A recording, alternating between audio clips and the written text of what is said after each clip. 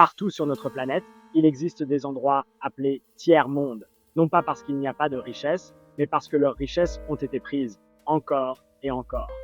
Génération après génération, des groupes puissants ont décidé, cette terre, ces gens, ils sont là pour notre profit. Les pays sont envahis, puis abandonnés. Les ressources sont extraites, les forêts abattues, les rivières polluées, seulement pour que la richesse soit expédiée loin. Imaginez un village avec des arbres fruitiers qui nourrissent tout le monde, jusqu'au jour où des personnes extérieures viennent et prennent tous les fruits pour eux-mêmes. Maintenant, le village a faim. Ce n'est pas parce que les arbres ont cessé de pousser, c'est parce que quelqu'un a décidé que seule sa table comptait. Lorsque des nations ou des entreprises pillent, des millions restent pauvres, pas par accident, mais par conception. Ils appellent ces endroits en développement. Et pourtant, le développement est volé, pas offert. Et que se passe-t-il ensuite?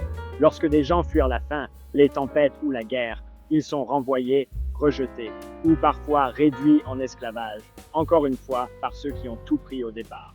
Pourquoi en est-on encore là? Parce que les plus puissants achètent parfois le silence des dirigeants.